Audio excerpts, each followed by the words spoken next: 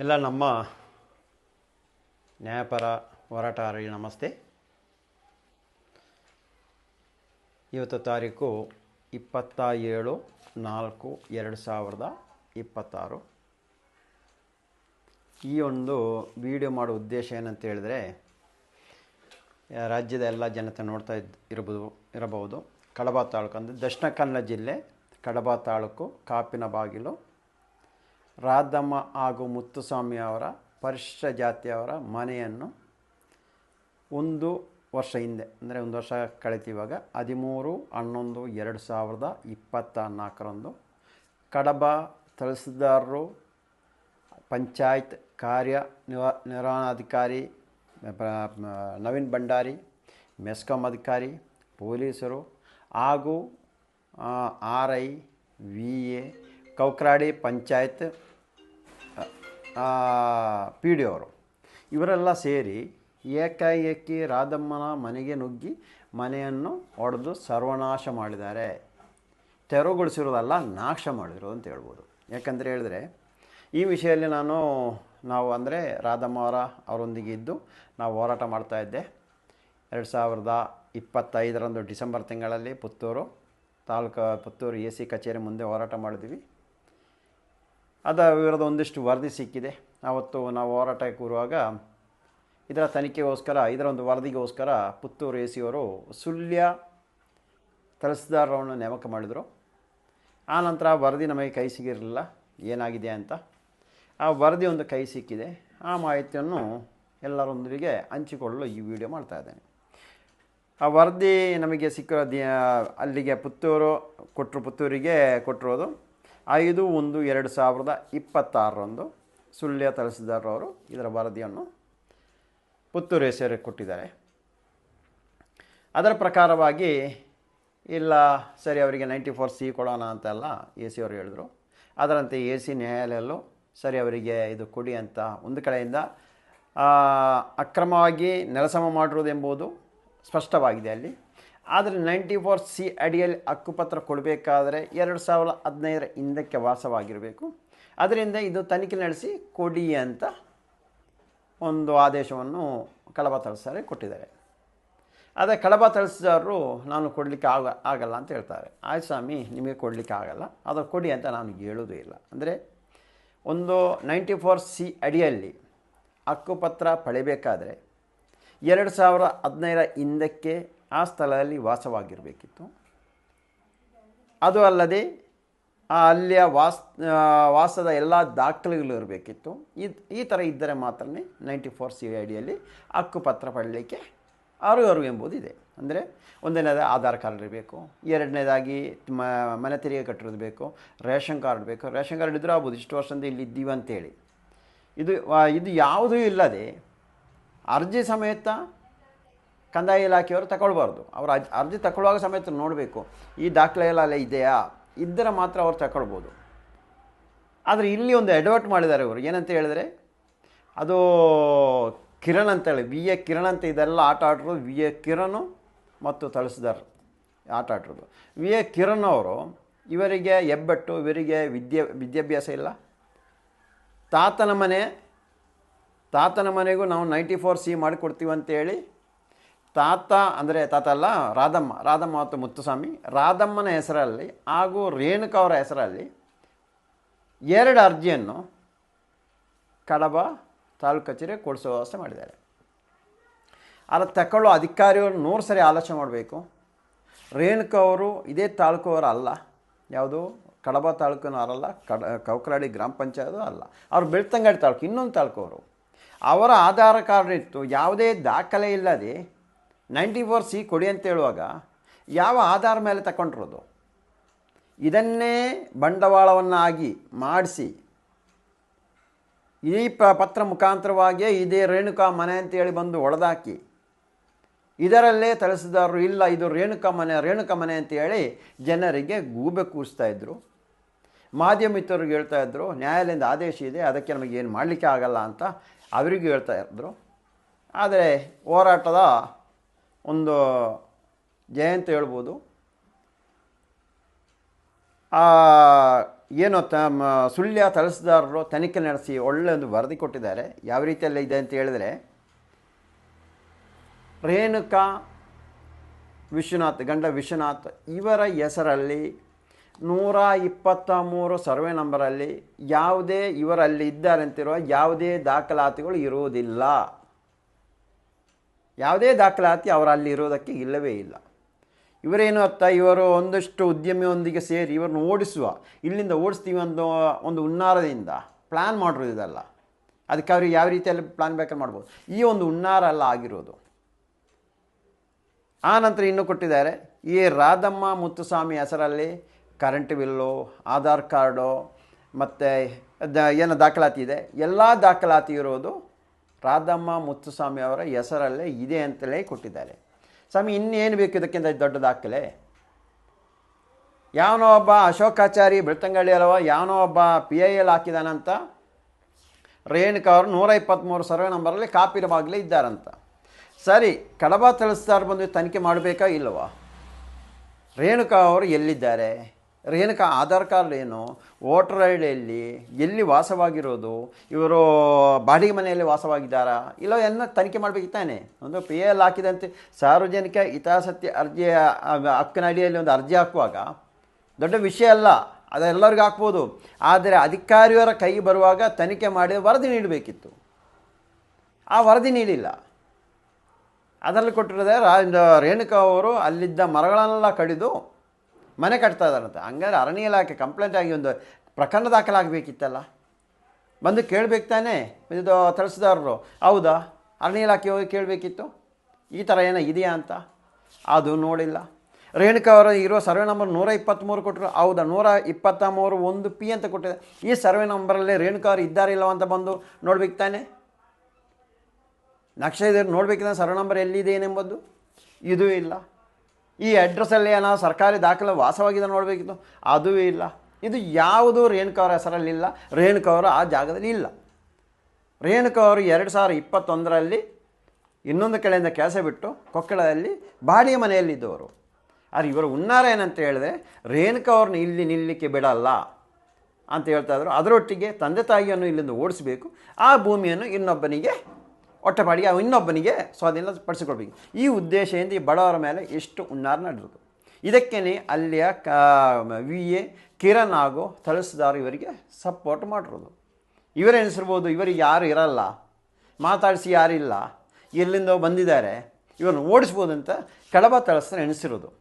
ಅದು ಆಗ್ತಾ ಇಲ್ಲ ಇವಾಗ.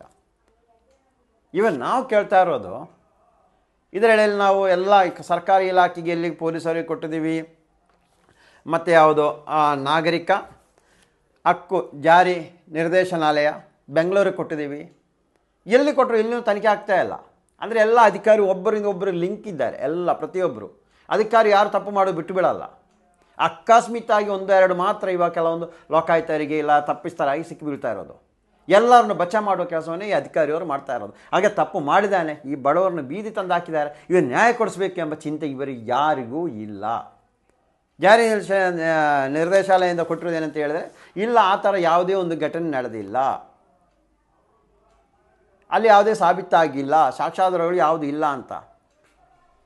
ಇವಾಗ ಮೊನ್ನೆ ಹೋರಾಟ ಮಾಡಬೇಕಿತ್ತು. ಹಾಗಾದ್ರೆ ನಮಗೆ ಇಷ್ಟು ಸಾಬೀತಾಗಬೇಕಾದ್ರೆ ರೇಣುಕಾ ಅವರು ವಿಶ್ವನಾಥ್ ಅವರು ಅಲ್ಲಿ ಇಲ್ಲ, ಯಾವುದೇ ದಾಖಲೆಯಲ್ಲಿ ಇಲ್ಲ ಅಂತ ಸಾಬೀತಾಗಬೇಕು, ಇದು ಬೇಕಿತ್ತಾ?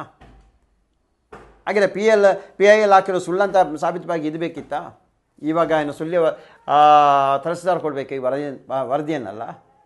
ಪ್ರತಿಯೊಂದು ಇಲಾಖೆನೂ ಯಾರೊಬ್ಬರು ಇವರಿಗೊಂದು ಸಪೋರ್ಟಾಗಿ ನಿಂತಿಲ್ಲ. ತಪ್ಪಾಗಿದೆ ಒಂದು ತನಿಖೆ ಮಾಡಿ ಇವರು ಎಲ್ಲಿಂದ ಬಂದರು, ಯಾವ ಬಂದಿರೋದು, ಎಷ್ಟು ವರ್ಷ ಇದ್ದರು, ಏನೆಲ್ಲ ಆಗಿದೆ, ಏನೆಲ್ಲ ಕೆಲಸ ಕಾರ್ಯಗಳು ಮಾಡ್ತಾ ಇದ್ದೀವಿ, ಏನೂ ಒಂದು ತನಿಖೆ ಮಾಡಿಲ್ಲ. ಯಾರೋ ಸ್ಪಾಟ್ಗೆ ಬಂದಿಲ್ಲ. ಬಡವರಲ್ಲ ಸ್ವಾಮಿ, ಅವ್ರು ಯಾರು ಕೇಳೋರು ಇಲ್ವಲ್ಲ. ಈ ಚಿಂತೆಯಲ್ಲಿ ಇವರು ಕೂತಿದ್ದರು. ಅಲ್ಲಿಂದ ಇವಾಗ ಈ ವರದಿಯನ್ನೆಲ್ಲ ಇಟ್ಟು ಇವಾಗ ಅಲ್ಲಿಂದ ಮೊನ್ನೆ ಪುತ್ತೂರು MLA ಅವರು ಕಡಬ ತಹಸೀಲ್ದಾರಿಗೆ ಫೋನ್ ಮಾಡಿದಾರಂತೆ. ಫೋನ್ ಮಾಡಿ ಕೇಳುವಾಗ ಇಲ್ಲ ಕೊಡಲಿಕ್ಕೆ ಆಗೋದೇ ಇಲ್ಲ ಅಂತ. ಹೌದು ಸ್ವಾಮಿ, ನನ್ನ ಪ್ರಕಾರ ನಿಮಗೆ ಕೊಡಲಿಕ್ಕೆ ಆಗಲ್ಲ. ದಾಖಲೆ ಅಂದರೆ 2015 ಹಿಂದಕ್ಕೆ ವಾಸವಾಗಿರೋ ದಾಖಲೆ ಇಲ್ಲ. ಅದೇ ರೀತಿಯಲ್ಲಿ ಕಡಬದಲ್ಲಿ ನೀವು ಕೊಟ್ಟಿರೋದು ಸ್ವಲ್ಪ ಎಲ್ಲ ಕೆಣಕಿ ಎಷ್ಟು ಕೊಟ್ಟಿದ್ದೀರಂತ ನೀವು ಅದೆಲ್ಲ ಕೆಳಗೆ ಗೊತ್ತಾಗುತ್ತೆ. ಯಾವುದು ದಾಖಲೆ ಇಲ್ಲ ನೀವು ಕೊಟ್ಟಿರೋದು, 1-2 ಕೊಟ್ಟಿರೋದು. MLA ಅವರು ಫೋನ್ ಮಾಡುವಾಗ ಇಲ್ಲ ಕೊಡಲಿಕ್ಕೆ ಆಗಲ್ಲ ಅಂದರೆ ನೀವು ಕೊಡೋದೇ ಬೇಡಿ. ನಾನು ಕೇಳ್ತಾ ಇರೋನು ಸ್ವಾಮಿ, ನೀವೇನೋ ಒಂದು ಯಾರಿಂದಲೋ ಒಬ್ಬ ಅಶೋಕಾಚಾರ್ಯಿಂದ ಸಾರ್ವಜನಿಕ ಹಿತಾಸಕ್ತಿ ಅರ್ಜಿಯಲ್ಲಿ ಒಂದು ಅರ್ಜಿ ಹಾಕಿ ತಂದು ನೀವು ಅದಕ್ಕೆ ಸಪೋರ್ಟ್ ಮಾಡಿ ಮನೆ ಕೆಳಗೆ ಹಾಕಿದಿರಲ್ಲ. ಯಾರ್ದೋ ಹೆಸರಲ್ಲಿ ನೋಟಿಸು, ಯಾರ್ದೋ ಹೆಸರು ಮನೆ ಕೆಳಗೆ ಹಾಕಿರೋದು. ಈ ಮನೆ ಕೆಳಗೆ ಇದಕ್ಕೆ ಬನ್ನಿ ನೀವು. ಅದಕ್ಕೆ ಹೆಂಗೆ ಕೊಟ್ಟಿದ್ದಾರಲ್ಲ, ಇದು ರೇಣುಕಾ ಸಂಬಂಧ ಇಲ್ಲ ಅಂತ ಇನ್ನೂ ಕೊಡಿ ನಮಗೆ. ಅವರು ಪರಿಶಿಷ್ಟ ಜಾತಿಯವರು, ವೃದ್ಧರು, ಮನೆಯಿಂದ ನೀವು ಎಳೆದು ಹಾಕಿದಾರ, ಹೊರಗೆ ಹಾಕಿದಾರಲ್ಲ. ಉಪ್ಪಿನಹಳ್ಳಿ ಪೊಲೀಸರು ಕೇಳ್ತಾ ಇದ್ದೀನಿ ನಾನು, ನೀವೇನ ಲೆಟ್ರ್ ತಗೊಂಡಿದ್ದೀರಾ ಇವ್ರನ್ನ ಮನೆಯಿಂದ ಎಳೆದು ಹೊರಗೆ ಹಾಕಲಿಕ್ಕೆ? ತಗೊಂಡಿದ್ದೀರಾ ನೀವು? ನಿಮಗೆ ರಕ್ಷಣೆ ಕೊಡೋ ಕೆಲಸ. ನೋಟಿಸ್ ಈಸ್ಕೊಳ್ಬೇಕಿತ್ತು ತಲಸ್ದಾರಿಂದ, ಏಕೆ ಈಸ್ಕೊಂಡಿಲ್ಲ? ಈಸ್ಕೊಂಡಾದ್ಮೇಲೆ ಕೇಳಬೇಕಿತ್ತು. ನಿಮಗೆ ಎಂಕ್ವೈರಿ ಮಾಡ್ಬೋದಿತ್ತು ಒಂದು ಮನೆಯನ್ನು ಹೊಡೆದಾಕುವಾಗ. ಏಕೆ ಆ ಕೆಲಸ ಮಾಡಿಲ್ಲ ನೀವು? ವಿಡಿಯೋದಲ್ಲಿ ಇದೆ ತಾನೇ, ಇಲಾಖೆಯಿಂದಲೇ ನಾನು ಮಾಹಿತಿ ಹಕ್ಕು ಅಡಿಯಲ್ಲಿ ತಗೊಂಡಿರೋ ವಿಡಿಯೋದಲ್ಲಿದೆ. ಪೊಲೀಸರೆಲ್ಲ ಸೇರಿ ಎಳೆದು ತಂದು ಹೊರಗಡೆ ಬಂಧನಲ್ಲೇ ಕೂರಿಸೋದು. 2 ಕಡೆ ಪೊಲೀಸರು ನಿಮ್ಮ ಅಧಿಕಾರಿ ನಿಂತು ಮಧ್ಯದಲ್ಲಿ ಕೂರಿಸೋದು ಬಂಧನ. ಒಂದು ಪರಿಶಿಷ್ಟ ಜಾತಿಯವ್ರನ್ನ ಬಂಧನಲ್ಲಿ ಇರಿಸಿರೋದು, ಮನೆಯಲ್ಲಿದ್ದ ಮೆಟೀರಿಯಲ್ನೆಲ್ಲ ತೆಗೆದು ಬಿಸಾಕಿರೋದು, ಮನೆಯಲ್ಲಿದ್ದ ಸಾಮಗ್ರಿಯನ್ನೆಲ್ಲ ಹೊಡೆದಾಕಿರೋದು. ಆ ತಾಯಿ ಹೇಳ್ತಾ ಇದ್ದಾರೆ, ಆ ಅಜ್ಜಿ, ಒಂದು ಓಲೆ ನಂದಿದೆ ಬಾತ್ರೂಮ್ ತೀರ್ತೀನಿ, ಅದಕ್ಕೂ ಬಿಟ್ಟಿಲ್ವಲ್ಲ ನೀವು? ಬಿಟ್ಟಿದ್ದೀರಾ? ಅವ್ರ ನೀರಿನ ಪಾತ್ರೆ ಎಲ್ಲ ಪಾತ್ರೆನ ಹಿತಾಚಿಯಲ್ಲಿ ಹೊಡೆದಾಕಿರಲ್ಲ ನೀವೆಲ್ಲ ಮನುಷ್ಯರ? ನೀವು ಒಟ್ಟಿಗೆ ಬಂದವರೆಲ್ಲ ಮನುಷ್ಯರ ನೀವು? ಯಾವ ಕಾರಣಕ್ಕೆ ಈ ಥರ ಮಾಡಿರೋದು? ಪ್ರತಿಯೊಬ್ಬರ ಮೇಲೆ, ಅಲ್ಲಿ ಯಾರೆಲ್ಲ ಬಂದರೆ ಪ್ರತಿಯೊಬ್ಬರ ಮೇಲೆ ಇವಾಗ ಪ್ರಕರಣ ದಾಖಲು ಮಾಡ್ತಾ ಇದ್ದೀವಿ ನಾವು. ಒಬ್ಬರ ಮೇಲೆ ಅಲ್ಲ, ಪ್ರತಿಯೊಬ್ಬರು. ಇನ್ನೊಂದು ಕಡೆ ಹೋಗುವಾಗ ನೀವು ನೆನಪಿರಬೇಕು, ನಾನು ಪತ್ರ ತೆಗೆದು ಓದಬೇಕು, ಕಾನೂನು ಪ್ರಕಾರ ಮಾಡಬೇಕು. ಯಾವನೋ ಮೇಲೆ ಕೂತು ಹೇಳುವಾಗ ನಾನು ಹೋಗಿ ಮಾಡೋದಲ್ಲ ಅಂತ, ಮೌಖಿಕ ಏನೇನು ಮಾಡೋದಲ್ಲ ಅಂತ, ಪತ್ರ ಮುಖಾಂತರ ಮಾಡಬೇಕು. ಹೇಳೋರು 100 ಜನ ಇರ್ತಾರೆ, ಬನ್ನಿ ಕರ್ಕೊಂಡು ಹೋಗಲಿ ಅಂತ, ಕರ್ಕೊಂಡು ಮಾಡಿಸಲಿಕ್ಕೆ. ಇವಾಗ ಇದುವೇ ಉತ್ತರ ಕೊಡಿ ನೀವೆಲ್ಲ. ತಂದು ಹೊರಗೆ ಹಾಕಿದಾರಲ್ಲ ನೀವು. ಇದರಲ್ಲಿ ಸುಳ್ಯ ತಳಿಸ್ತಾರೆ. ಒಂದು ತಪ್ಪು ಮಾತ್ರ ಮಾಡಿದ್ದಾರೆ. ಅವ್ರು ಹೇಳ್ತಾ ಇರೋ ಪ್ರಕಾರ 1 ವಾರ ಹಿಂದೆ ಇವರಿಗೆ ನೋಟಿಸ್ ಕೊಟ್ಟಿದ್ದಾರೆ. ಈ ಮೇಲ್ಕೊಂಡು ಯಾವುದೇ ಕಾರಣಕ್ಕೂ ಅವ್ರು ನೋಟಿಸ್ ಕೊಟ್ಟಿಲ್ಲ. ಇವರ ಕೊಟ್ಟಿರೋದು ರೇಣುಕಾ ಅವರು ಬೇರೊಂದು ಕೊಕ್ಕಳಲ್ಲಿ ಬಾಡಿಗೆ ಮನೆಯಲ್ಲಿರುವಾಗ ಯಾವ ಭಟ್ರ ಮನೆಯ ತೋಟದ ಕೆಲಸಕ್ಕೆ ಹೋಗ್ತಾ ಇರುವ ಅಲ್ಲಿಗೆ ಕೌಕ್ರಾಡಿ ಪಂಚಾಯತಿ ವಿ ಎ ಬಂದು ಕೊಟ್ಟಿರೋದು. ಅವು ಬೇಕಂತ ಕೊಟ್ಟಿರೋದು, ಅವನೇ ಕೊಟ್ಟಿರೋದು. ಈ ಲೆಟ್ರನ್ನು ನೀವು ತೆಗೆದೇ ಇದ್ದರೆ ನಿಮ್ಮ ತಂದೆ ತಾಯಿಯ ಮನೆಯನ್ನು ಹೊಡೆದಾಕ್ತೀವಿ ಅಂತ ಅವನೇ ಹೇಳಿರೋದು. ತೆಗೆಸಿಕೊಟ್ಟು ಅದು ಯಾವ ಡೇಟಿಗೆ? 12/2/2024 2024 12/2/2024 ಕೊಟ್ಟಿರೋದು. ಆನಂತರ ಯಾವುದೇ ಪತ್ರ ಬಂದಿಲ್ಲ. ಪೊಲೀಸರಿಗಾದರೂ ಒಬ್ಬರ ಮನೆಗೆ ನುಗ್ಗುವ ನೀವು ಕೇಳ್ಬೋದಿತ್ತಲ್ಲ, ಯಾವ ಜಾತಿಯವರು, ಏನು ಇದು ಹೌದಾ ಅಲ್ವ ಅಂತ ಕೇಳ್ಬೋದು. ಏಕೆ ಕೇಳಿಲ್ಲ? ಮೆಸ್ಕಾಂ ಅವರು ಕಟ್ ಮಾಡಿದಾರಲ್ಲ, ಆವ ಲೈನ್ ಮ್ಯಾನ್ ಹೇಳ್ದ ಅಂತ. ಇಲ್ಲ, ಇದಲ್ಲ, ಇದು ರಾಧಮ್ಮನ ಮನೆ, ಬಡವರು, ಯಾವುದೂ ಕೇಳಿಲ್ಲ, ದಬ್ಬಾಳಿಕೆ ಮಾಡಿದಾರಲ್ಲ ಕಳವ ತಳಿಸಿದಾರವ್ರೆ. ನೀವು ಮಂಜುಳಾ ಅವರು ಹೇಳಿದಾರಲ್ಲ, ಕೌಕ್ರಾಡಿ ಪಿ ಡಿ ಅವರು, ಆ ವೃದ್ಧರು, ಇಲ್ಲ ಇದರ ರೇಣುಕಾ ಸಂಬಂಧ ಇಲ್ಲ ಅಂತ. ಅದಕ್ಕೆ ನಿಮ್ಮ ಅಧಿಕಾರದ ಪವರ್ ತೋರಿಸ್ತಾ ಇದ್ದಾರೆ. ನೀವು ನಮಗೇನು ಬೇಕಾದ್ರೂ ಮಾಡ್ಬೋದು ಅಂತೇಳಿ. ದಂಡಾಧಿಕಾರಿ ಅಂದರೆ ಏನು ಗೊತ್ತಾ ನಿಮಗೆ? ಆ ಗೊತ್ತಿದ್ದರೆ ಆ ಚೇರಲ್ಲಿ ಕೂರಬೇಕಿತ್ತು ನೀವು. ಒಬ್ಬರ ತೇಜೋವಧೆ ಮಾಡಲಿಕ್ಕಲ್ಲ, ಒಬ್ಬರ ಮನೆಯನ್ನು ಸರ್ವನಾಶ ಮಾಡಲಿಕ್ಕಲ್ಲ, ಅವ್ರನ್ನ ಬೀದಿ ತಂದು ಹಾಕಲಿಕ್ಕಲ್ಲ ದಂಡಾಧಿಕಾರಿಯಾಗಿ ಕಳಬದಲ್ಲಿ ಒಂದು ಕೂತಿರೋದು. ನಮಗೇನು ಬೇಕಾದ್ರೆ ಮಾಡ್ಬೋದು, ಯಾರು ಕೇಳೋರಿಲ್ಲ ಹೇಳೋರಿಲ್ಲ ಅಂತ ಹೇಳಿಸ್ಕೊಡ್ದಲ್ಲ ನೀವು. ಇನ್ನಿವಾಗ ಅನುಭವಿಸಿ ನೀವು. ಇವಾಗ ಕಡಬದಿಂದ ವರ್ಗಾವಣೆ ಕೇಳ್ತಾ ಇದ್ದಾರೆ. ಪುತ್ತೂರು ಎಮ್ ಎಲ್ ಎ ಹೇಳ್ತಾ ವರ್ಗಾವಣೆ ತಗೊಂಡು ಹೋಗಲಿ, ಆಮೇಲೆ ಮಾಡಿಸ್ತಾ ಬೇಕಂತಲೇ ಇಲ್ಲ ಸರ್. ನಮಗೆ ನಿಮ್ಮ ಮಾತಿಗೆ ಅವ್ರು ಗೌರವ ಕೊಡ್ತಾ ಇಲ್ಲ, ನಿಮ್ಮ ಮಾತಿಗೆ ಒಂದು ಬೆಲೆ ಕೊಡ್ತಾ ಇಲ್ಲ. ಮಾತಾಡಿ, ಇನ್ನು ಅಧಿವೇಶನ ಇದನ್ನು ಮಾತಾಡಿಸ್ಬೋದಲ್ಲ. ಈ ರೀತಿಯಲ್ಲಿ ಮಾಡಿದಾರೆ ಅಂತೇಳಿ ಅವ್ರು ಬರೆದುಕೊಳ್ಳೋದಿಲ್ಲ. ಇಲ್ಲದಿದ್ದರೆ ನೋಡಿ, ಇದಕ್ಕೆಲ್ಲ ಉತ್ತರ ಇನ್ನೂ ಡಿ ಸಿ ಹತ್ರ ಹೋಗಿದೆ. 4 ತಿಂಗಳಾಗಿದೆ. 4 ತಿಂಗಳಾದರೂ ಡಿ ಸಿ ಅವರು, ಮಂಗಳೂರು ಡಿ ಸಿ ಅವರು ಏನೂ ಕ್ರಮ ಹೇಳ್ತಾ ಇಲ್ಲ. ಎಲ್ಲರೂ ಅಧಿಕಾರಿ ರಕ್ಷಣೆ ಮಾಡಲಿಕ್ಕೆ ಮಾತ್ರ, ಎಲ್ಲರೂ ದೊಡ್ಡವರ ಕೆಲಸ ಮಾಡಲಿಕ್ಕೆ ಮಾತ್ರ. ಮಳೆ ಬರ್ತಾ ಇದೆ. ಹೋದ ವರ್ಷ 1 ವರ್ಷ ಮಳೆಯಲ್ಲೇ ಹಾಕಿದಿರಿ, ಮಳೆ ನೀರಲ್ಲೇ ಹಾಕಿದಿರಿ. ಮನೆ ಮಠ ಇಲ್ಲ, ಕರೆಂಟ್ ಇಲ್ಲ, ನೀರಿಲ್ಲದ ಅಂಥ ಪರಿಸ್ಥಿತಿ ಹಾಕಿದಿರಿ ನೀವು. ಇದು ಭಾರತ ದೇಶದಲ್ಲಿ ಇದ್ದೀವ? ಅವ್ರಿಗೆ ನೀರು ವ್ಯವಸ್ಥೆ ಮಾಡಿ, ಇನ್ನೂ ನೀರು ವ್ಯವಸ್ಥೆ ಮಾಡಿಕೊಡ್ಲಿಕ್ಕೆ ಆಗಿಲ್ಲ ಪಂಚಾಯತ್ ಅವರಿಗೆ. ನಿಮ್ಮ ಯೋಗ್ಯತೆಗೆ ಒಂದು ಕರೆಂಟ್ ವ್ಯವಸ್ಥೆ ಇನ್ನೂ ಮಾಡಿಕೊಡ್ಲಿಕ್ಕೆ ಆಗಿಲ್ಲ. ಕಟ್ ಮಾಡಿದಾರಲ್ಲ. ಅದಕ್ಕೆ ನಾವು ಹೇಳ್ತಾ ಇದ್ದೀವಿ, ನೋಡಿ ಈ ಪತ್ರ ಈಗಾಗಲೇ ನಾಳೆನೇ ಇವಾಗ ದೂರನ್ನು ಡಿ ಸಿ ಅವರಿಗೆ ಕೊಡ್ತಾ ಇದ್ದಾರೆ. ಮುತ್ತುಸ್ವಾಮಿಯವರು, ರಾಧಮ್ಮ ಮುತ್ತುಸ್ವಾಮಿಯವರು. ಅದಾದ 1 ವಾರ ಗಡುವು ಡಿ ಸಿ ಅವ್ರಿಗೆ, 1 ವಾರ ಗಡುವು ಕೊಡ್ತೀವಿ. 1 ವಾರಗಳ ಆಗದಿದ್ದರೆ ಡಿ ಸಿ ಕಚೇರಿ ಮುಂದೆ ಧರಣಿ ಸತ್ಯಾಗ್ರಹ ಮಾಡ್ತೀವಿ ನಾವು. ಅದು ನಾನು ಇದ್ದೀನಿ ಅವನೊಂದಿಗೆ. ಅದೇನೇ ಬರಲಿ, ಏನೇ ಬಂದರೂ ನಾನು ಅವರು ಇದ್ದೀನಿ. ಅವರು ಇವಾಗ ಕೇಳ್ತಾ ಇರೋದು, ಮೊನ್ನೆ ಹೇಳ್ತಾ ಇದ್ದಾರೆ, ಜಯಂತಣ್ಣ ಏನಾದ್ರು ಮಾಡಿ ನಮಗೆ ಆ ದಯಾಮರಣ ಕೊಡಿಸಿಬಿಡಿ, ನಾನು ಹಿಂಗೆ ಕೊಟ್ಟಿದ್ರು ಇದೆಯಲ್ಲ ದಯಾಮರಣ ಕೊಡಿಸಿಬಿಡಿ ಅಂತ. ದಯಾಮರಣ ಕೊಡಿಸ್ಲಿಕ್ಕೆಲ್ಲ ಹೋರಾಟ ಮಾಡ್ತಾ ಇರೋದು ನಾವು, ನ್ಯಾಯಕ್ಕೋಸ್ಕರ. ನ್ಯಾಯ ತೆಗೆದು ಕೊಟ್ಟೇ ಕೊಡ್ತೀವಿ ಅಲ್ಲ. ಆ ಥರ ಏನು ಕೊಡಲಿಕ್ಕೆ ಆಗ ದಯಾಮರಣ ಆದರೆ ಎಲ್ಲ ನನಗೂ ಸೇರಿಸಿ ಕೊಟ್ಬಿಡಿ, ಅದನ್ನು ಮನವಿ ಮಾಡ್ತೀವಿ ನಾವು. ಡಿ ಸಿ ಅವರಿಗೆ ಹೇಳ್ತಾ ಇದ್ದೀವಿ, ಡಿ ಸಿ ಅವರೇ ಯಾರೋ ಅಧಿಕಾರಿಯರಷ್ಟೇ ನಿಲ್ಲಬೇಡಿ, ತಪ್ಪಿಸಿದ ಅಧಿಕಾರ ಮೇಲೆ ಕ್ರಮ ಕೈಗೊಳ್ಳಿ. ಸರ್ವೋಚ್ಚ ನ್ಯಾಯಾಲಯ ಎಲ್ಲ ನಿಯಮ ಉಲ್ಲಂಘನೆ ಮಾಡಿ ಇದು ಮಾಡಿರೋದು. ಒಂದು ನೋಟಿಸ್ ಕೊಡಬೇಕಿತ್ತು, ನೋಟಿಸ್ ಕೊಟ್ಟಿಲ್ಲ. ಅವ್ರಿಗೆ ಪರಿಹಾರ ಇನ್ನೊಂದು ವ್ಯವಸ್ಥೆ ಮಾಡಿಕೊಡ್ಬೇಕು, ಅದು ವ್ಯವಸ್ಥೆ ಮಾಡಿಲ್ಲ. ಯಾವುದೂ ಒಂದು ವ್ಯವಸ್ಥೆ ಇಲ್ಲ. ಅದು ಇತ್ಯಾಚೆಲ್ಲ ಹೊಡೆದಾಕ್ಲಿಕ್ಕಿಲ್ಲ, ಸರ್ವನಾಶ ಮಾಡಿದ್ದಾರೆ ಹೊಡೆದಾಕಿ. ಪ್ರತಿಯೊಬ್ಬರು ಅಲ್ಲಿ ಬಂದವರಿಗೆ ಎಲ್ಲರಿಗೂ ನೋಟಿಸ್ ಬರುತ್ತೆ. ಇವಾಗ ಉತ್ತರ ಕೊಡಲಿಕ್ಕೆ ರೆಡಿಯಾಗಿರಿ. ನೀವು ಯಾರೋ ಮೌಖಿಕ ಹೇಳಿಕೆ ಮುಖಾಂತರ ಬಂದುಬಿಟ್ಟು ಎಲ್ಲ ಮಾಡಿಬಿಟ್ಟು ಹೋದ್ರಲ್ಲ ಖುಷಿಯಾಗಿ. ನವೀನ್ ಭಂಡಾರಿಯವರೇ, ನೀವು ಪುತ್ತೂರಲ್ಲಿ ಹೋರಾಟ ಇರುವಾಗ ಹೇಳ್ತಾ ಇದ್ರಲ್ಲ ಅಕ್ರಮವಾಗಿ ಕಟ್ಟರು ಅಂತ. ಏನು ಅದೊಂದೇನು ಅಕ್ರಮವಾಗಿ ಕಟ್ಟಿರೋದು? ಎಷ್ಟು ಬೇಕು? ನಾನು ಕೊಟ್ಟು ಇದ್ದೇನೆ, ಎ ಸಿ ಕೊಟ್ಟಿದ್ದೇನಲ್ಲ, ಸರ್ಕಾರಿ ಭೂಮಿಯಲ್ಲಿರೋ ಎಲ್ಲ ಸರ್ವೆ ಮಾಡಿ ತಗೊಂಡು ಏಕೆ ಮಾಡ್ತಾಯಿಲ್ಲ? ತಗೊಳ್ಬೇಕು ತಾನೇ. ಕಡಬದಲ್ಲಿ ಎಷ್ಟು ಬೇಕಿನ್ನು ಹುಡುಕಿ, ಗ್ರಾಮಕ್ಕೆ ಹೋಗಿ ಹುಡುಕಿ. ಇದು ಮಾತ್ರ ಅಲ್ಲ ನಿಮಗೆ ಬೇಕಾಗಿರೋದು. ಅದೇ ಥರ ಕೊಕ್ರಾಳಿ ಪಿ ಡಿ ಅವರಿಗೂ ಸರ್ಕಾರಿ ಭೂಮಿ ಎಲ್ಲ ಸ್ವಾಧೀನಪಡಿಸಿ ಅಂತ ಹೇಳಿದ್ದೀನಿ. ಇನ್ನು ಆರ್ ಟಿ ಐಲ್ಲೂ ಹಾಕಿ ಇನ್ನೂ ಬಂದಿಲ್ಲ. ಏನು ನಿದ್ದೆ ಬಿಟ್ಟಿಲ್ಲ ನಿಮಗೆಲ್ಲ? ನಿದ್ದೆ ಬಿಟ್ಟಿಲ್ವಾ? ನಿದ್ದೆ ಬಿಡಿಸ್ತೀವಿ ನಾವು. ಈ ಒಂದು ಕೆಲಸ ನಿದ್ದೆ ಬಿಡಿಸ್ತೀವಿ. ನಾನು ಹೇಳಿ ನಿಯತ್ತಾಗಿ ಕೆಲಸ ಮಾಡೋದಾದ್ರೆ ಕಳಬಾಲಿ ಕೆಲಸ ಮಾಡಿ. ಇಲ್ಲ ಯಾರ್ದಾರ ಹೊಟ್ಟೆಗೆ ಹೊಡಲಿಕ್ಕೆ, ಯಾರ್ದಾರದು ಎಂಜಲ ಕಾಸಿಗೆ ಕೈ ಚಾಚಿ ಕೆಲಸ ಮಾಡೋದಾದ್ರೆ ಕಡಬ ತಳ್ಕೊ ಬರಬೇಡಿ.